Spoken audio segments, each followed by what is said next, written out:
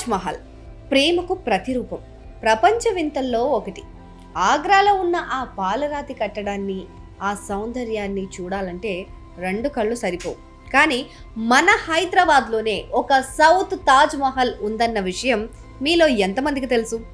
అవును, ఆగ్రా తాజ్ మహల్ను తలపించేలా తెల్ల పాలరాతి పైన అద్భుతమైన జాలీ పనితనంతో మంత్రముగ్ధులను చేసే ఒక అరుదైన శిల్పకళా రహస్యం మన భాగ్యనగరంలోనే దాగి ఉంది.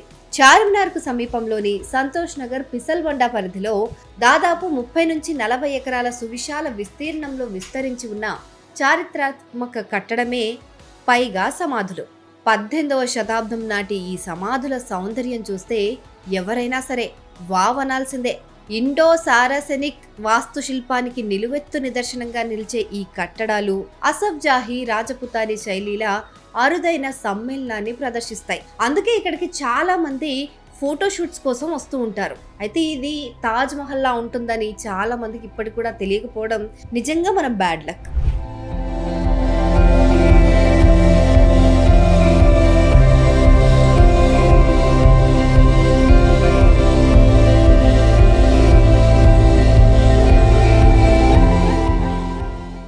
ఇంతకీ ఎవరి పైగాలు?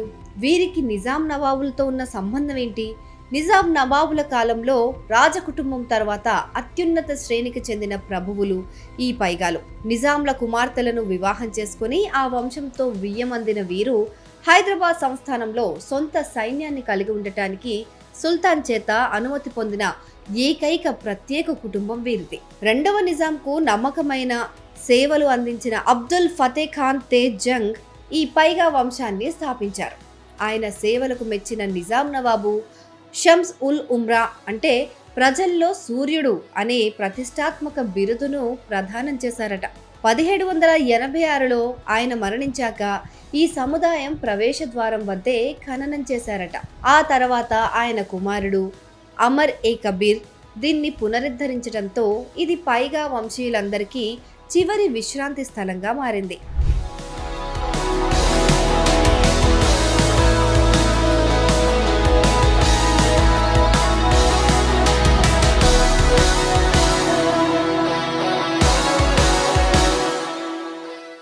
ఈ దక్షిణ తాజ్ మహల్ లోపలికి అడుగు పెడితే అడుగడుగునా కనిపించే జాలీ అంటే గ్రేట్ పనితనం పర్యాటకులను మంత్రముగ్ధుల్ని చేస్తుంది. అద్భుతమైన జామీతీయ నమూనాలు, పూల డిజైన్లతో కూడిన విస్తృతమైన పైకప్పులు, పాలరాతి కంచెలు, భారతీయ వాస్తు శిల్పానికే ప్రతీకగా నిలిచే అర్ధవృత్తాకార తోరణాలు ఇక్కడి ప్రత్యేకత.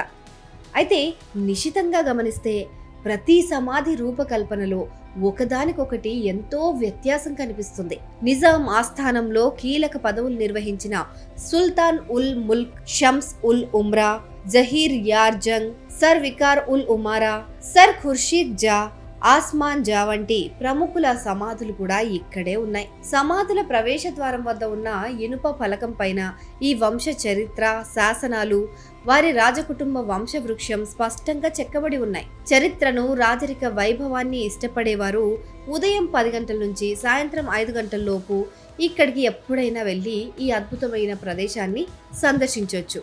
అది కూడా ఫ్రీగానే.